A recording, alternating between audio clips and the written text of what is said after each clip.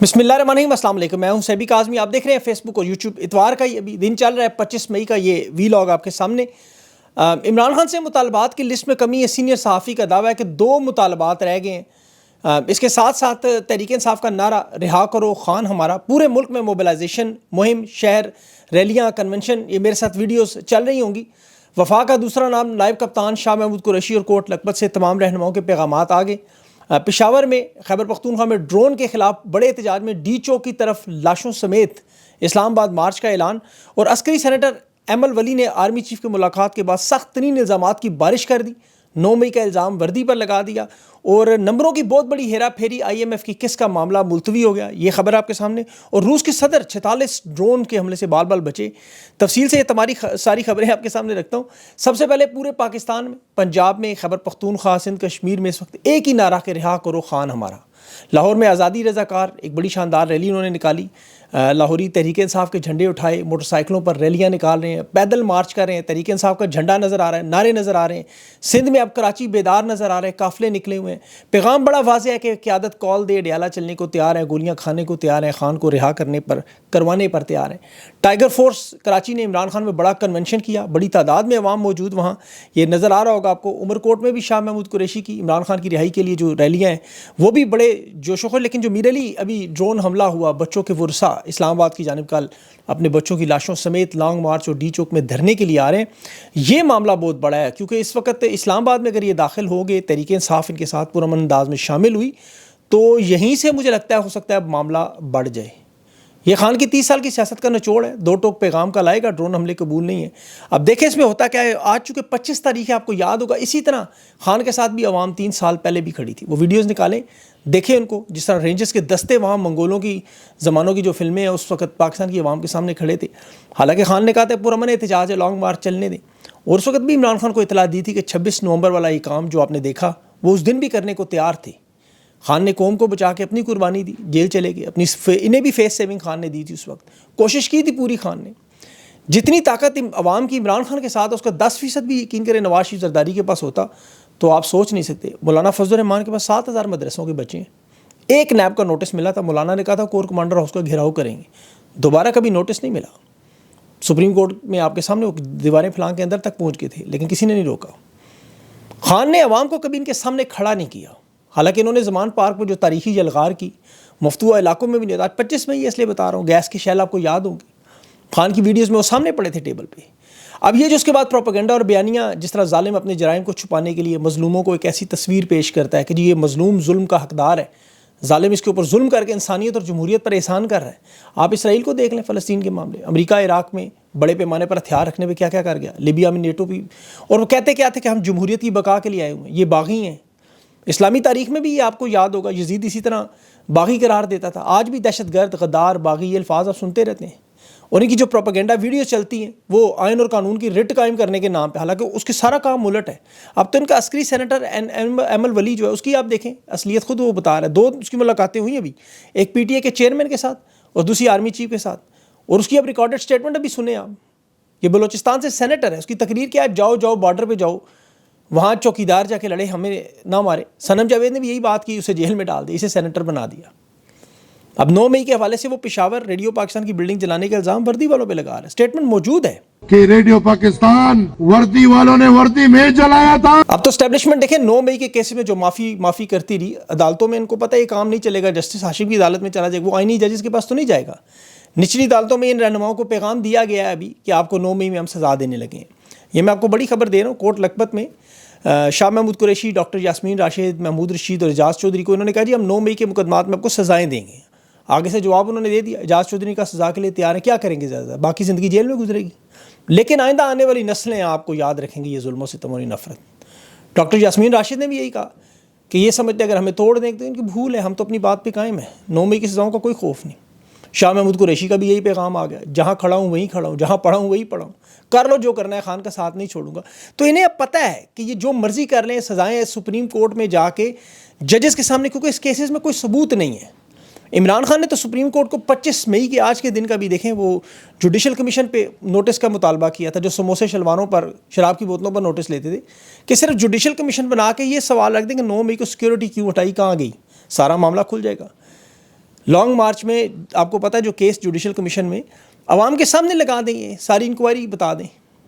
ابھی وہ سینئر صحافی مظہر برلا صاحب نے دعویٰ کیا ہے کہ خان کے ساتھ ان کے 25 مطالبات تھے، 5 رہ گئے، 5 میں سے بھی اب 2 ہیں صرف، کہ ایک 9 مئی کی مذمت کریں جو عمران خان کر چکے ہیں سپریم کورٹ میں، دوسرا اس حکومت کو چلنے دیں. اور اس پہ بیرسٹر سیف کے ساتھ جو ملاقات ہوئی وہ آخری مراحل میں داخل. لیکن پاکستان کی قوم یہ یاد رکھے کہ بیک ڈور بات چیت، مذاکرات، یہ بالکل اسی طرح اسرائیل تسلیم کروانے کے لیے چلاتا ہے. اسے تحریک پر کبھی کوئی فرق نہیں پڑنا چاہیے اور نہ پڑتا ہے.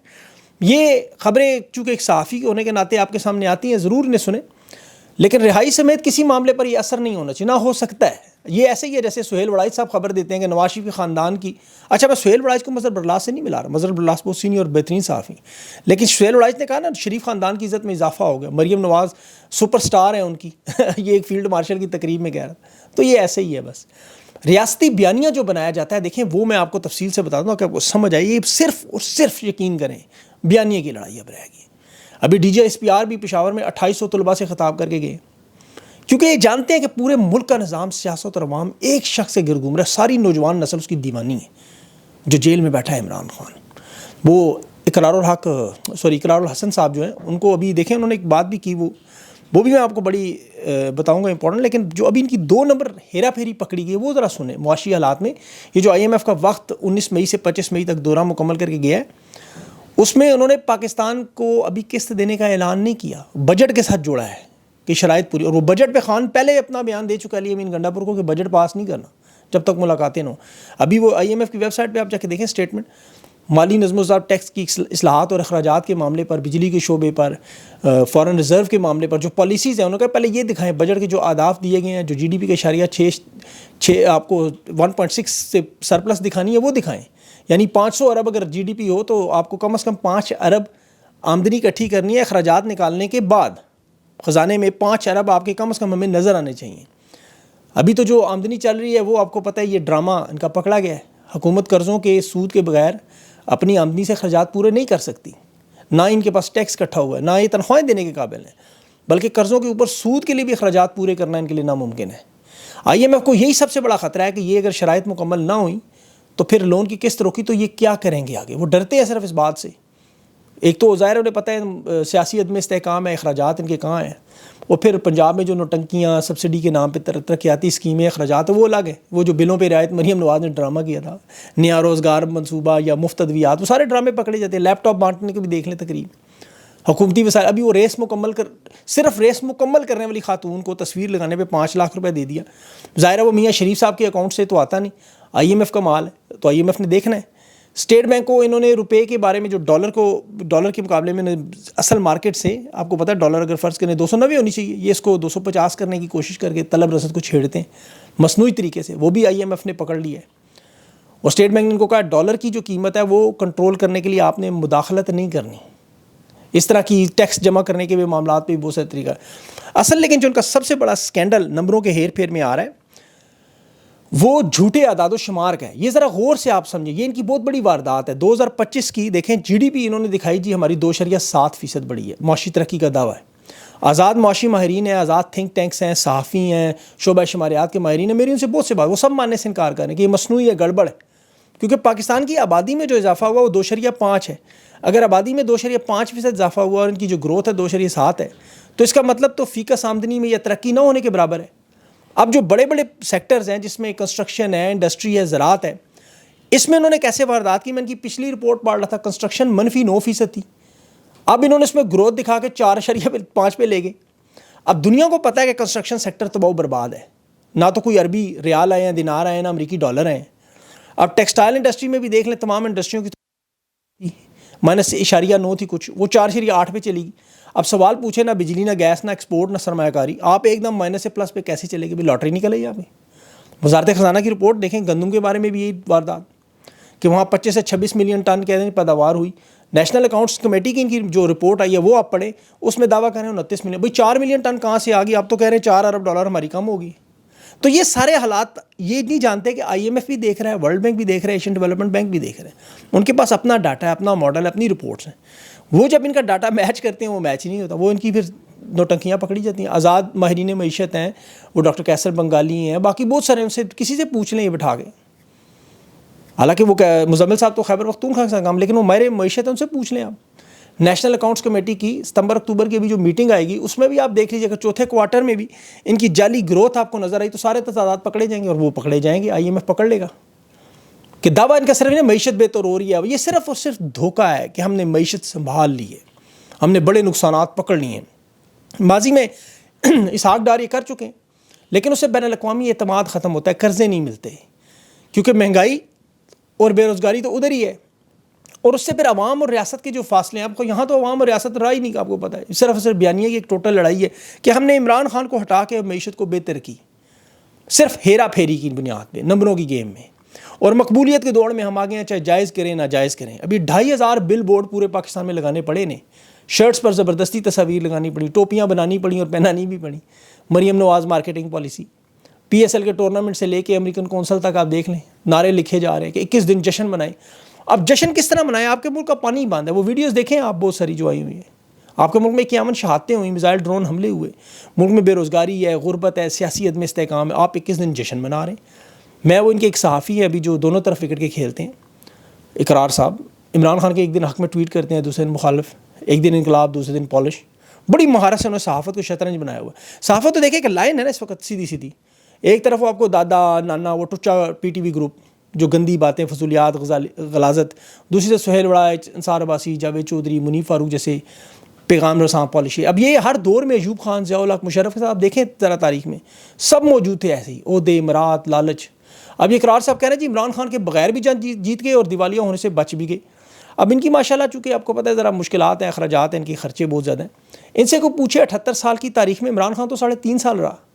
وہ ملک جو جرمنی کو قرضہ دیتا تھا، جو چین کو، عرب امارات کو ایئر لائنز بنا کے دیتا تھا، جس کی کرنسی بھارت سمیت دنیا کے تمام ممالک سے اوپر تھی، 40% بھارت سے آگے تھا، وہ کیسے خطے میں سب سے پیچھے چلا گیا کہ کہہ رہے دیوالیہ ہونے سے بچ گیا۔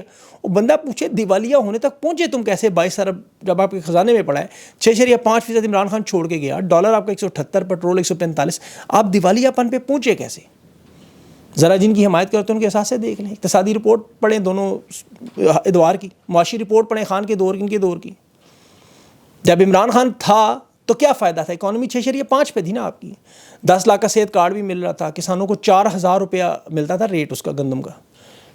عمران خان کے دور میں ہندوستان نے حملہ کیا تو 51 شہادتیں تو نہیں ہوئی، وہاں تو 2 درخت بالاکوٹ میں جلے۔ خان کے دور میں تو پاکستان ایک سیاحتی ملک میں دنیا میں نمبر 1 تھا، آج بدقسمتی دہشت گردی میں آپ پہلے نمبر پہ ہیں۔ خارجہ پالیسی میں ٹرمپ کے سامنے وہ بات کرتا تھا ساری دنیا کے ساتھ تعلقات 2 IC کرے، ان کی تو پرچیاں پھٹ جاتی ہیں۔ ٹرمپ کو انہوں نے کیا جواب دیا؟ شکریہ اس نے ادا کیا، انہوں نے گھنگرو باندھ لیے تھے۔ خان کے دور میں کورونا آیا، دنیا کی سب سے بڑی وبا جس میں دنیا تباہ بھی تھی، انہوں نے بچا لی۔ انہوں نے اب صحافت ان سے پوچھے، صرف وہی شعبہ دیکھ لیں بس، جو صحافی زندہ تھے پاکستان میں سارے ادھر ہی موجود تھے، کوئی در بدر نہیں ہوتا تھا، کوئی شہید نہیں ہوتا تھا، کوئی اغوا نہیں ہوتا تھا، کوئی تباہ و برباد نہیں ہوتا۔ آج کہاں ہیں سارے؟ خان کے دور میں آج خان قید نہیں، ملک قید میں ہے۔ تو یہ جو بیانیے کی لڑائی کرنے اسی بیانیے کو مضبوط کرنے کے لیے ڈالروں کی برسات، وہ ڈاکٹر معید صاحب نے یہ بات کی نا، پہلگام کے بعد منصور علی خان کے چینل کو 1000 امریکی ڈالر روزانہ کی بنیاد پہ پروموشن کرتے ہیں، $30,000 مہینے میں لگا کے صرف پہلگام کے واقعے کے بعد انہوں نے وہ بیانیہ بنانے میں کہ منصور علی خان کے چینل کو پروموٹ کیا جائے، باقی چینلز کو روکا جائے، حالانکہ سارے پاکستان کے ساتھ ہیں، لیکن اس ریس میں ہمیشہ ان کی عادت ہے اکیلے کو دوڑا کر فرسٹ لائیں، جس طرح فارم 47 میں فارم 45 والے اڑا دیے۔ صحافت میں بھی چینل، یہ تو آپ لوگوں کی اللہ کی مہربانی ہے کہ اللہ چلا رہا ہے سارا کام، ورنہ وہ آپ چینل دیکھ رہے ہیں ان کو آپ کو اندازہ ہو جائے گا، ان کو اس کے اوپر جو لکھی ہوتی ہیں باتیں ان سے اندازہ ہو جائے گا۔ ہر دور میں صحافیوں کو پروموشن کے لیے استعمال تو کیا جاتا ہے۔